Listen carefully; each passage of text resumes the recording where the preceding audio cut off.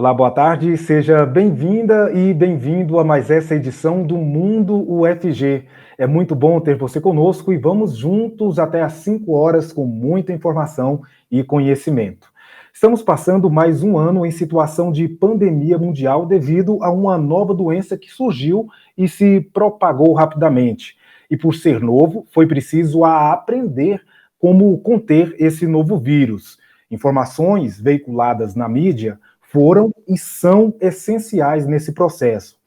Mas será que essas informações chegaram a todos? Hoje vamos falar sobre a comunidade surda, que, de acordo com o último censo do IBGE, conta com cerca de 9 milhões de brasileiros.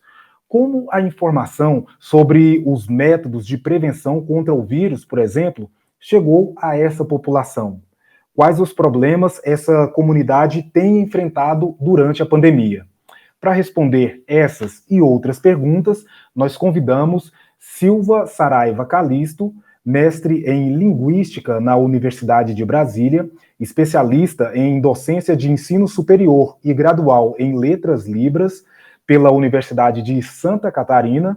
Atualmente é professora surda no curso de Letras Libras na Universidade Federal de Goiás. Olá, Silvia, seja bem-vinda, boa tarde.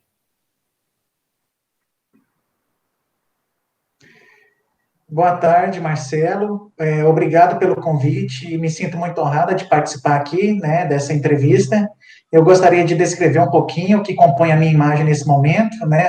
Tenho uma pele branca, cabelos loiros, uma blusa vermelha. Ao meu fundo, aqui no escritório onde estou, tem um armário, alguns livros e é isso. Obrigado pelo convite. Eu que agradeço.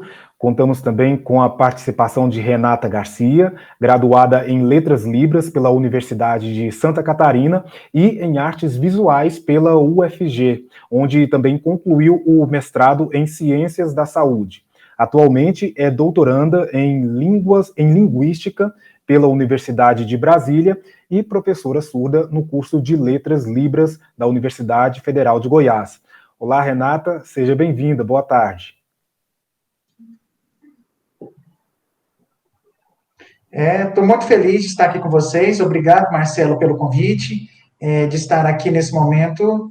E eu gostaria de descrever também um pouco o que compõe. Eu estou usando uma blusa preta e tenho uma pele clara, cabelos curtos e ao meu fundo tem uma parede branca. Ok, muito obrigado. E completando aqui o nosso time, apresentando o programa junto comigo, nós temos o Weber Flávio, que está fazendo a interpretação para a língua brasileira de sinais. Weber, seja bem-vindo, por gentileza, sua autodescrição. Boa tarde, Marcelo, boa tarde a todos. Estou usando uma camiseta preta, a minha pele é branca, tenho barba cheia, um pouco grande, pouquíssimos cabelos e um óculos de grau na armação preta, e ao meu fundo tem uma imagem, uma parede branca. Obrigado pelo convite. Muito obrigado. Assim como os nossos convidados fizeram, eu também vou fazer a minha autodescrição para que as pessoas com baixa visão ou deficientes visuais consigam imaginar como somos e o ambiente em que estamos. Então, meu nome é Marcelo Pedro, eu sou um homem negro, tenho os cabelos raspados, eu estou vestindo uma camisa branca com estampas de formas geométricas bem pequenas, retangulares e redondas, nas cores azul e preta. Eu estou sentado em uma cadeira preta, usando um fone de ouvido preto, e a parede atrás de mim é branca. Muito bem, todos apresentados e descritos, vamos então às perguntas. Eu quero começar perguntando para a Silvia Calisto, qual é a principal dificuldade da pessoa surda durante a pandemia?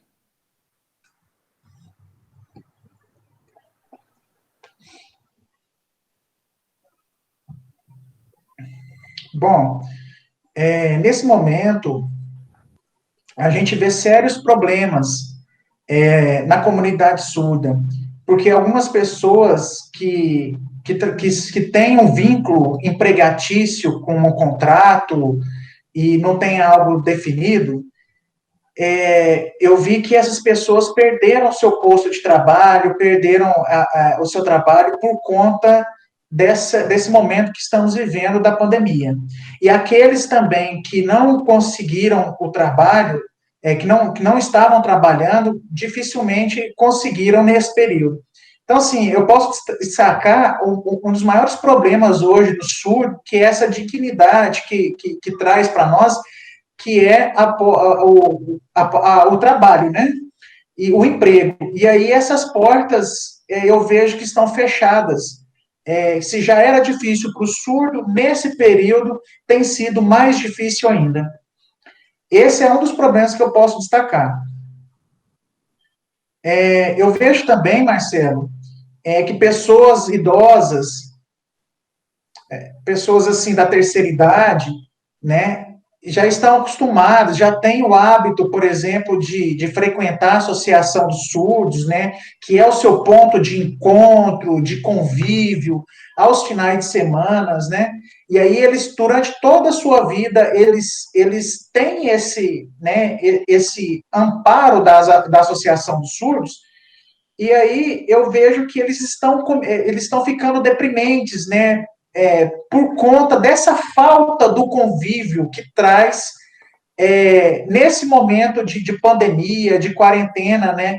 E aí eu destaco a terceira idade porque eles são acostumados a se encontrar presencialmente, eles têm dificuldade com o uso da tecnologia, né? E aí nós, que somos mais jovens que eles, a gente tenta, muitos deles criaram perfis de Instagram, começou-se a criar grupos de WhatsApp para poder se verem, se comunicar, se interagirem, né? Porque isso estava fazendo muita falta. E aí eu vejo muitos problemas, muitas dificuldades que nós podemos já imaginar, né? Que uma pessoa surda já teria com essas tecnologias e também por ser por ter uma idade mais avançada, né? Em relação ao jovem, ao jovem surdo, eles ficam mais prejudicados nesse sentido. A falha na comunicação que eu vejo é um dos problemas é um dos problemas sérios que eu percebo isso na comunidade surda, isso me preocupa muito, né? Porque antigamente era tranquilo, a gente conseguia se comunicar, e agora, com essa distância, né, e essa falha no manuseio da tecnologia, eu vejo que isso é um fator complicante, né, porque não são todos que se habituam com os recursos tecnológicos, né, não é a maioria, é a minoria. Isso me entristece, né? Eu vejo alguns alunos surdos, né, que estão na faculdade, que estão cursando, e eles já são acostumados, né, eles têm todo o sistema, né, eles já vinham com o tempo, e ainda assim ficaram, né, um pouco perdidos, já ficaram um pouco angustiados com toda essa situação, né, e aí é onde, perdão, eu perdi a imagem da Silvia.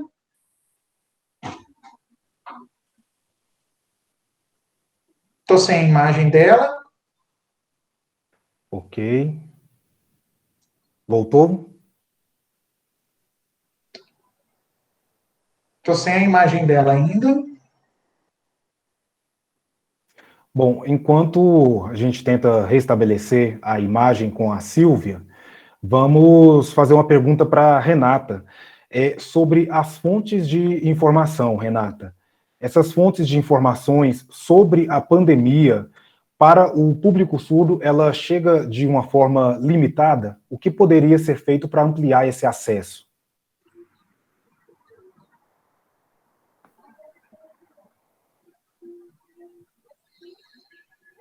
Bom, um pouco desafiador para o surdo. Não tem sido fácil para o surdo nesse período que estamos passando, né? Enquanto professora surda, eu tenho arregaçado as mangas, vamos dizer assim, eu tenho trabalhado muito mais do que trabalhava antes, porque o ensino remoto, ele tem sido bem desafiador. Eu vejo que tem muitos alunos com dificuldade, né? Assim como a Silvia comentou, a dificuldade é imensa, né? Mas alguns alunos ainda não estão assim prontos ainda, eu percebo, né, para esse ensino remoto. E aí a gente volta um pouco, meio que a estaca zero, para recomeçar, porque é um trabalho que foi reestruturado, né?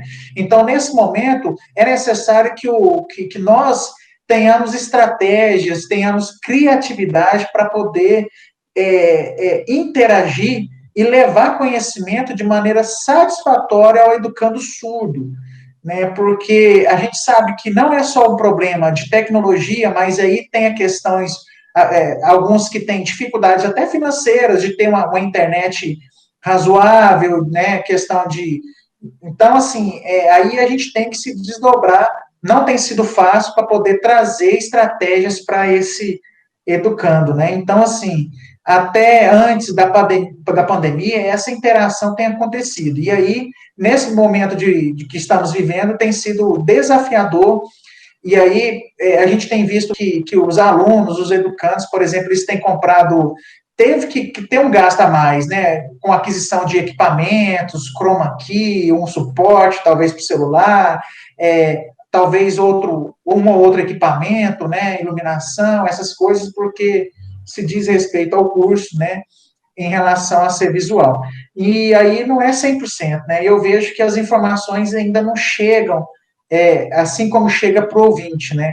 Tem sido, já esteve pior, eu acredito que hoje está um pouco melhor, mas ainda não está 100%. A gente vê muitas questões aí que impedem realmente do surdo receber essas informações. Perfeito. Você já tem a imagem da Silvia novamente? Estou vendo. Sim, ela quer comentar?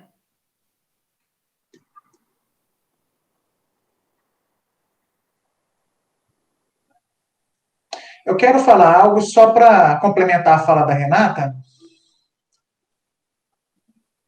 Eu, enquanto professora, né, de surdos, e percebo muitas angústias dos meus alunos, né? O trabalho virtual, o trabalho remoto não é fácil. Muitos, foi um choque de realidade para nós, professores, para os nossos alunos, né? Porque a gente está acostumado, a gente é muito visual, né? A gente se apoia ao visual. E aí a gente está acostumado a todo santo dia ter contato visual, né, presencial com o aluno. E aí foi muito desafiador para todos nós, professores. Tivemos que fazer várias adaptações, tivemos que nos adaptar, remodelar a nossa estratégia de trabalho, né? E agora, esse ano que inicia está melhor que o ano passado. Porém, a gente tem dificuldades, né? Assim, algumas limitações. A gente não pode, né, claro, deixar de ministrar, a gente não pode deixar de levar, de ofertar essas disciplinas, né, esse conhecimento aos nossos educandos, né, mas tem sido muito desafiador. É necessário recursos, né, tecnológicos, e aí é onde a gente tem que fazer escolhas, né, desses recursos. Por exemplo, se eu quiser me encontrar com algum grupo de alunos, de qual recurso que eu posso usar, né? E aí o recurso que nós temos seria o Zoom, né?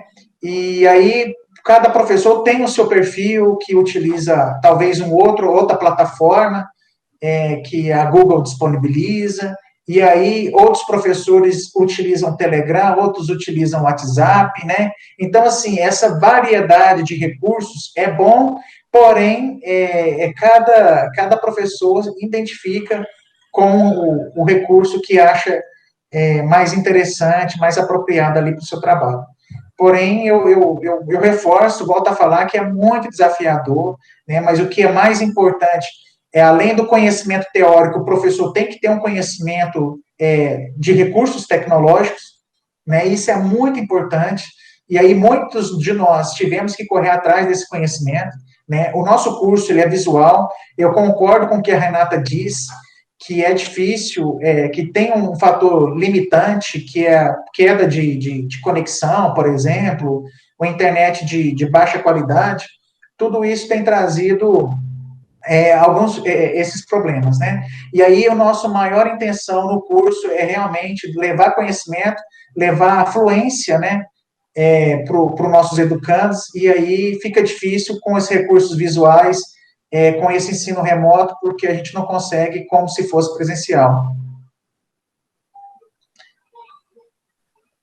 E aí ela está mencionando o PRAE, né, que é um local onde a gente dá apoio ao surdo, né, aos educandos, né, com empréstimo de materiais, de recursos, né, tudo isso tem sido importante, como internet, equipamentos, e isso aí para não deixar perder, né. Então, a UFG, eu vejo que tem uma iniciativa muito grande nesse sentido, de abrir oportunidades para que o aluno, para que o seu estudante não perca, né, seja em qualquer curso, em qualquer língua, né? Em qualquer, onde é que ele esteja. É isso. Ok. Elas trouxeram aí, né? Vocês trouxeram para a gente as dificuldades e os desafios que a gente encontra com relação à pandemia na educação com a comunidade surda e na sociedade, né? O vírus é um vírus novo, é uma doença nova, onde pouco sabemos ainda sobre ele, e as informações vão chegando aí através dos canais de comunicação, né, televisão, internet.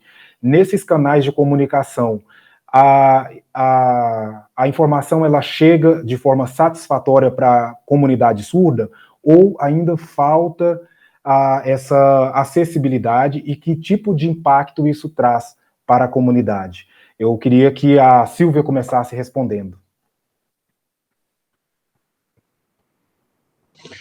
É uma pergunta muito interessante, Marcelo. Isso é algo que retrata que é a realidade no nosso meio hoje, que é a falta de acessibilidade. A gente já deu algum passo, né, em relação à acessibilidade, só que ainda falta muito. A gente precisa melhorar muito. Por quê?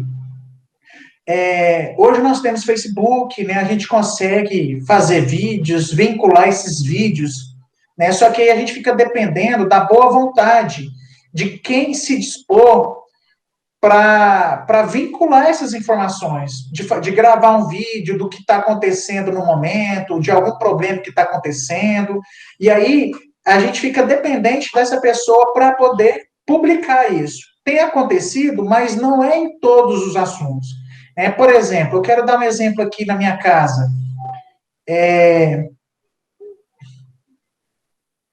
A minha funcionária aqui de casa, por exemplo, ela contraiu o Covid-19, e aí ela não pôde estar na minha casa. E ela precisava, né, do sustento, precisava do dinheiro. E aí ela teve dificuldade. E o que aconteceu? Depois que ela melhorou, que ela se tratou, ela retornou. Só que aí teve um problema de ônibus, né? Que dependendo da época das restrições, tem um limite, a quantidade, então ela não conseguia sair, não conseguia chegar, teve esse problema. E aí ela precisava disso, né? Então, assim, ela e muitos outros, como são autônomos, tem muitos surdos que são autônomos.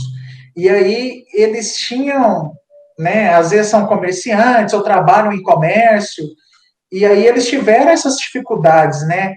Por conta de informação, sem saber como é que ia fazer, como é que ia agir. E aí ele sempre dependia de um colega de trabalho, ou de um amigo, ou de um parente. E ele sempre tem que correr atrás para poder ser informado. E aí ele ficava angustiado, as pessoas surdas ficam. Aí, o que está acontecendo? Nesse momento, como é que vamos agir? Né? E aí, o que eu posso dizer que tem salvado a comunidade surda nessa questão de acessibilidade, de informação, é o WhatsApp. Por quê? Porque nós temos macros grupos, né? Nós temos pequenos grupos, onde o surdo, por exemplo, manifesta ali, faz talvez um print ou fica sabendo de alguma informação, e aí ele joga essa informação no grupo e as pessoas começam a se interagir, a se informar, né? Muitas vezes eles reclamam que o familiar não se interessa em aprender Libras, não se interessa em passar essas informações, no máximo que fala, fica em casa, você não pode sair, e aí ele quer saber como é que é os detalhes do decreto, os detalhes das restrições, ele quer saber, ele quer ter essas informações e nem sempre ele tem. Mas o que tem ajudado são os próprios surdos trocando essas informações. Bacana. Renata, a gente sabe que a comunicação do surdo, ela é basicamente visual. As máscaras têm sido um problema? A máscara transparente, ela realmente ajuda na leitura labial?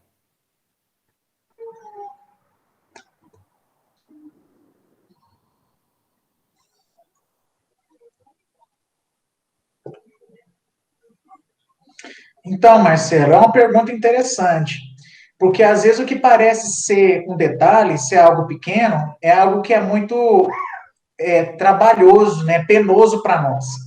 Porque o surdo, ele tem a informação para ele, como você disse, ele é totalmente visual.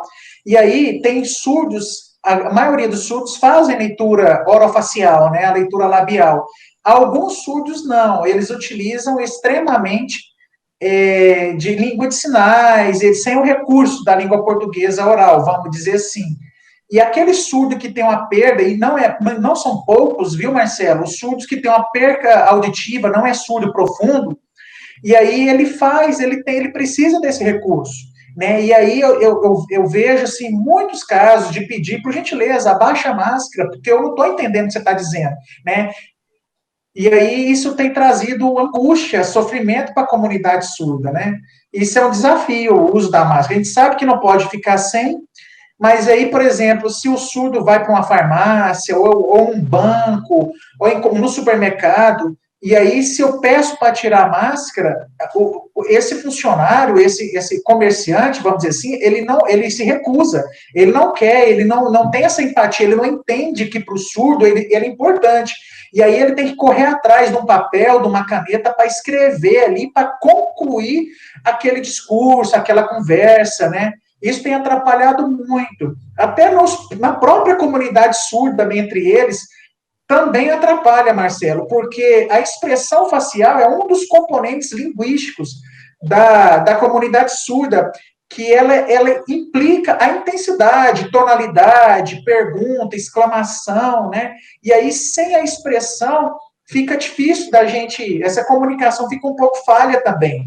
Né? Então tem sido desafiador, os surdos estão se adaptando, se acostumando, a comunicação tem acontecido, mas não tem acontecido como poderia, como a gente tinha costume, né? Então eu percebo que o maior problema é a comunicação do surdo com o ouvinte, que antes já não era fácil, para quem não sabe Libras, hoje está mais difícil ainda. E aí a gente tem que fazer o uso de escrita no papel, né, da língua portuguesa, e aí a gente tem se comunicado como a gente pode, em situações que não tem como ter o intérprete, né?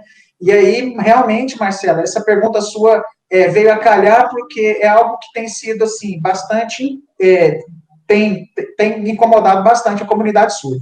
Ok, a Renata usou uma palavra que eu acho que pode ser fundamental e reduzir bastante, não acabar, mas reduzir bastante os desafios que a comunidade surda enfrenta, que é empatia, né?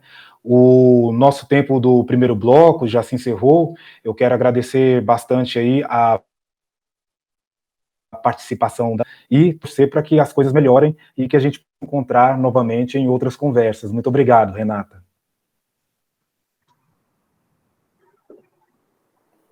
A professora Silvia, ela continua conosco no próximo bloco, então nós vamos fazer um breve intervalo e já voltamos, ainda falando aí sobre a comunidade surda durante a pandemia. Já voltamos.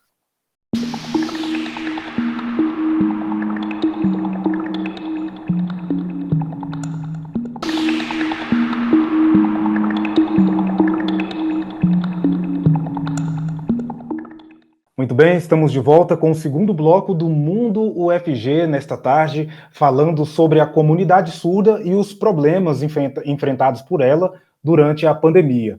Nós estamos agora com a presença da Thaís Fleury Avelar, que é chefe do Departamento de Libras e Tradução da Faculdade de Letras da Universidade Federal de Goiás.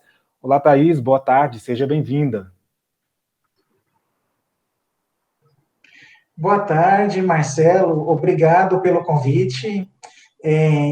Como você diz, né? Eu me chamo Thaís Fleury e eu sou professora surda, sou doutora, né? E eu atuo na área de licenciatura e bacharelado no curso de Letras Libras da UFG.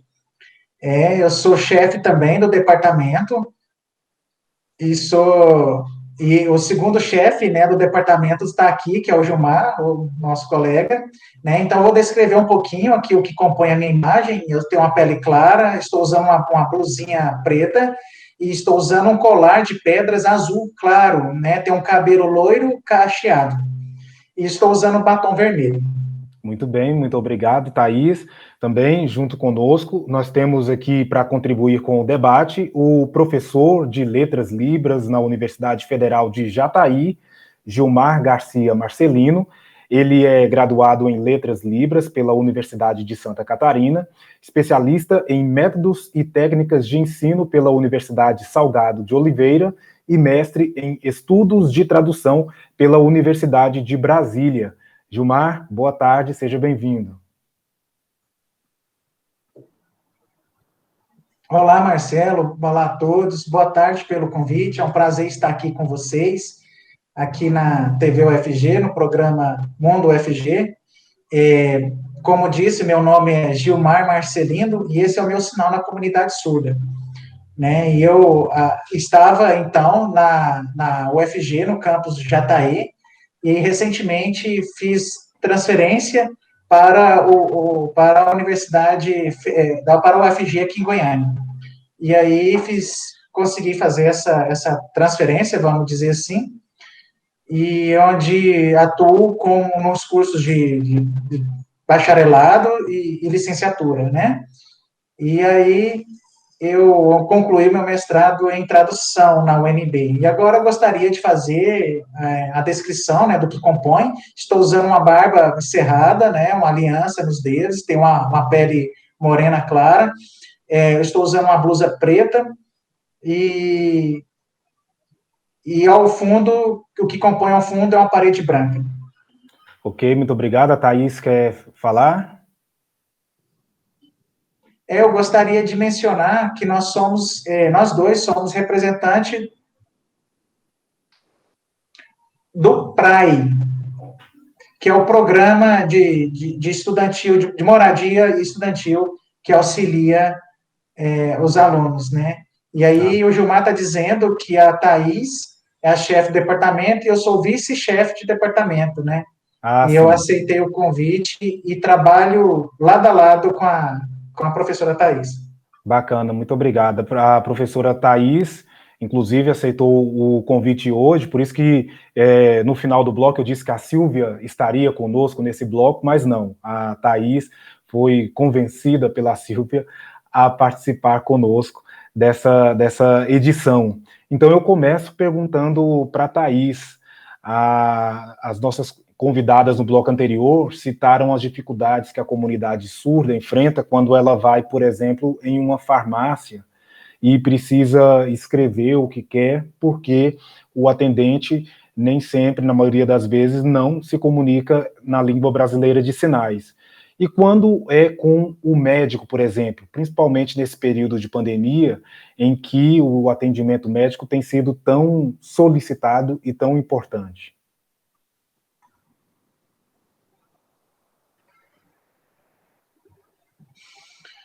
Ok, é uma pergunta, assim, que interessante, né? Eu já estive em algumas consultas, né?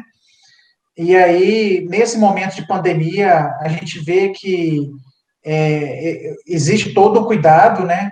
E aí, onde tem, além da máscara, eles usam aquela proteção em acrílico, E eles aceitam quando eu peço para tirar máscara, porque eu faço leitura labial.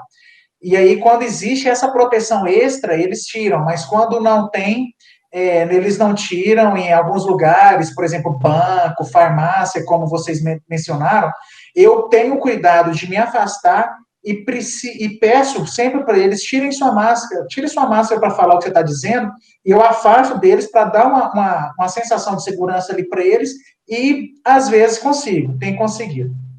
Ok. Gilmar, a formação de tradutores e intérpretes de Libras pode melhorar essa dificuldade, né? Diminuir essa dificuldade que a comunidade surda tem na sociedade?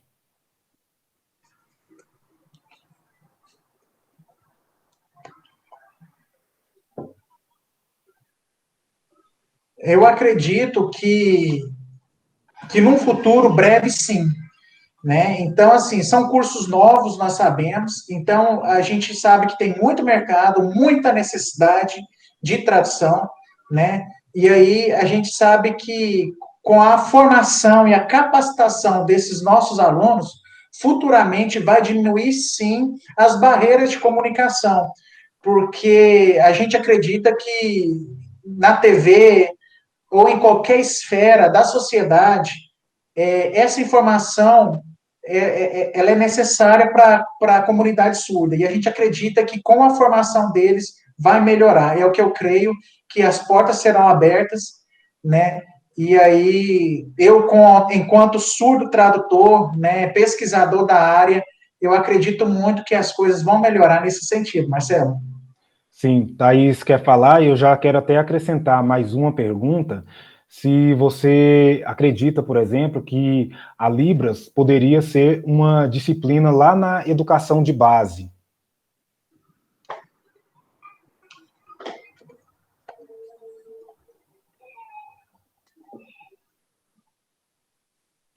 Bom, antes de responder sua pergunta, Marcelo, eu gostaria de complementar a fala do Gilmar quanto ao mercado de trabalho e à diminuição, né, desses problemas. E aí nós temos 4 efetivos e 9 contratados na UFG. Eu falo assim, nós temos 12 intérpretes, então, aproximadamente 11, 12 intérpretes. Eu acredito que isso é muito pouco, né? E aí essa é a nossa luta. Porque mesmo dentro da universidade a gente não tem todo o evento, tudo que a gente precisa com acessibilidade, porque tem os cursos fora do Letras Libras, tem o mestrado, tem o doutorado, tem o curso de medicina que temos um aluno surdos, né? Então, assim, a demanda é grande, e aí a quantidade é pouca, né? E eu quero até aproveitar o espaço aqui para solicitar isso, né? Sobre o ensino da Libras, que você me perguntou, aproveitando o espaço de fala, eu gostaria de informá-los que na Associação dos Surdos, né, existe um Centro Especial de Educação Elísio Campos, ela é a primeira escola bilíngue, né, do estado de Goiás, né, então, nos anos iniciais ali, as crianças surdas, elas, elas não têm, elas já recebem o ensino em língua de sinais, né, e aí por exemplo, ela está dando exemplo de uma criança, né, de um aluno surdo, que na prefeitura existe esse ensino de Libras, porém ele é separado dos ouvintes, né? Ela não é ela não é uma grade curricular, ela não é uma disciplina curricular, né? O Gilmar gostaria de complementar, posso? Sim, sim. Ok. A Secretaria do Estado da Educação tem, pela primeira vez na história, tem surdos aprovados em concurso, né? Ou seja, professores de surdos, né? E pela primeira vez, né? Isso nunca aconteceu, né? E aí eu tive formação em pedagogia, né? E eu fui um dos primeiros a ser aprovado né, no estado, certo? E eu comecei a trabalhar no CAS, que é o Centro de Apoio ao Surdo, né? E através do CAS, em parceria com a Associação dos Surdos, comecei a trabalhar lá. E aí, as modalidades lá é assim que funciona. Pela manhã, o ensino é bilíngue. e à tarde o ensino especializado, e à noite a inclusão, que seria o EAJA, né? Então, é por isso que eu acho que é importante a volta, né, desses professores surdos, né, para toda a comunidade, para ser ministrado essa língua, né, que é tão importante para formar pessoas fluentes nessa língua que é oficializada, né? E aí eu destaco aqui também a Universidade Federal de Goiás, que tem docentes surdos nos seus cursos, né? E aí e que isso possa ser de exemplo, né, para as outras instituições. Sim, a Thaís. Thaís, quer complementar a fala? Sim. No ensino básico, nas escolas de Goiânia, ela está dizendo que, assim como uma disciplina de língua estrangeira, que é a língua inglesa, infelizmente não tem Libras, né? Isso traz muita angústia, né? Porque a gente vê que é um atraso. Isso é uma luta da comunidade surda, né? No Plano Nacional de Educação, prevê o ensino de Libras, o ensino bilíngue, né? Então, isso tem respaldado, né, legalmente a luta da comunidade surda, que a intenção é implementar Libras como uma disciplina. Né? O Gilmar está dizendo também que até no momento, por ele ter mencionado o Centro Especial Elísio Campos, que funciona na Associação dos Surdos de Goiânia, é porque é o único local, até então, que ministra Libras ali como primeira língua para as crianças surdas e segunda língua para as crianças ouvintes, né? E aí ela está à frente, né? Essa instituição, ela é bilíngue, ela está à frente às outras instituições, como, por exemplo, no município de Goiânia, que ainda não tem o ensino da Libras. Perfeito. O Gilmar, você falou para a gente que foi recentemente aprovado em um concurso público para ser professor. E quando a gente fala de mercado de trabalho, muitas das vezes nós vemos pessoas surdas conseguindo emprego em órgãos públicos, principalmente ligados à educação. Quando a gente pensa no mercado de trabalho fora do âmbito do ambiente público, esse mercado de trabalho no setor privado está preparado para receber uma pessoa surda e principalmente em outras áreas que não são ligadas à educação? O que eles precisam fazer para acolher profissionais que se formam, que estão se formando nas mais variadas profissões?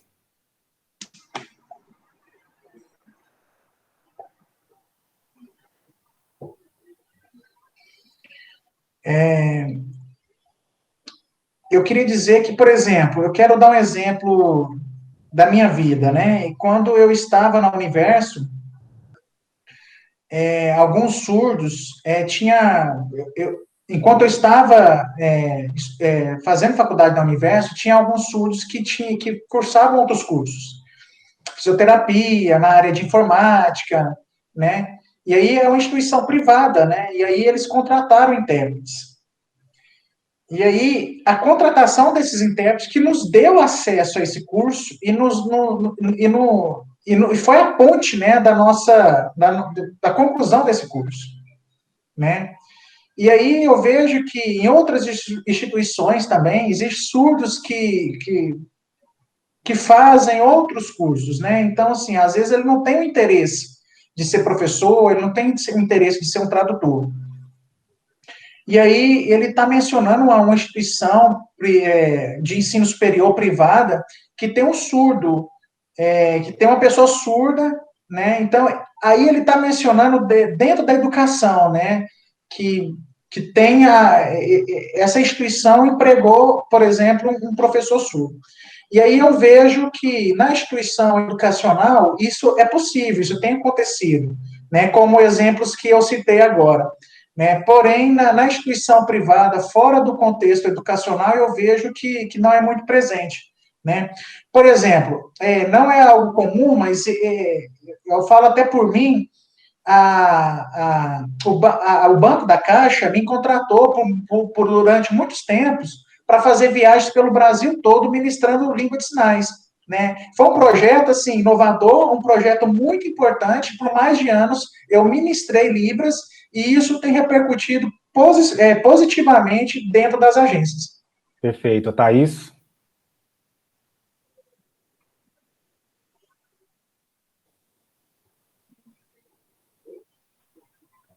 A Thaís está mencionando dos cursos de Libras, né, que existe dentro da Associação dos Surdos, o curso Chaplin, as instituições de ensino, tem a PUC também, e aí ela está dizendo que na educação tem uma professora ouvinte, por exemplo, né, e aí, então, assim, ela tá dizendo mais a respeito de professores surdos dentro das instituições, né, e aí ela está dizendo que em outra instituição, né, que ela não lembra o nome, que tem também professores surdos, né? E assim, tem muitas instituições em pós-graduação que tem muitos professores ouvintes, né, ministrando língua de sinais. Perfeito. A UFG oferece curso de Libras para a comunidade? Para todos?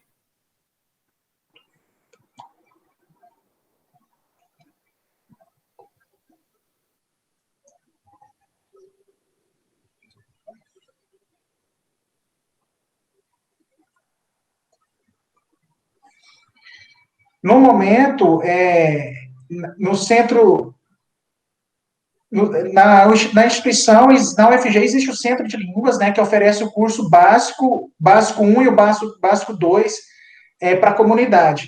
Porém, o curso de Libras aprofundado, assim, são nos cursos de licenciatura, né, e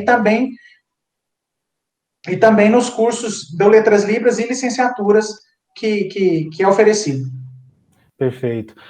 Uma última pergunta, já para a gente encerrar, são sobre os meios de comunicação, a mesma pergunta que eu tinha feito no outro bloco. Que preocupação os meios de comunicação precisam ter quando eles vão produzir seus conteúdos? Pode começar com a Thaís.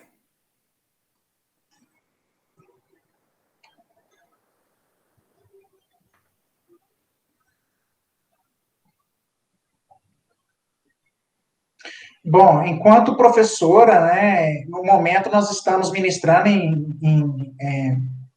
as aulas remotamente, né, e aí a nossa língua ela é totalmente visual e a gente eu faço gravações pelo Meet, e aí tem os recursos que são oferecidos, né, e aí as aulas assíncronas os alunos podem acessar em qualquer hora.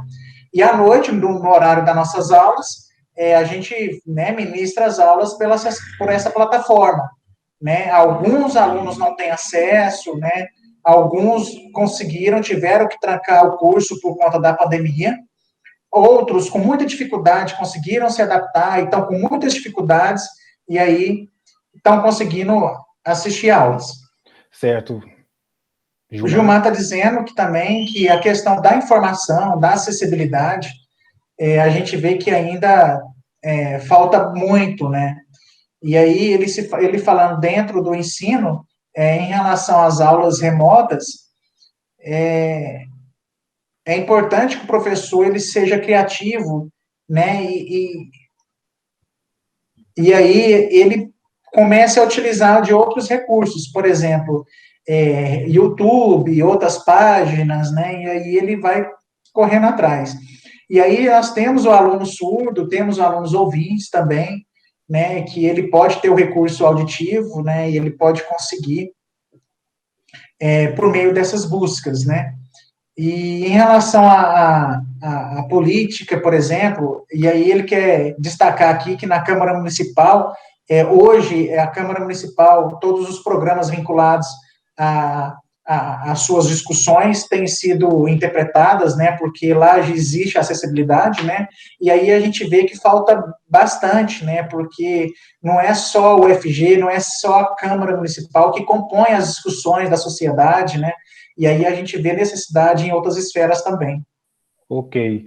Bom, nosso programa já está se encerrando. Eu agradeço a participação e as explicações da Thaís e do professor Gilmar.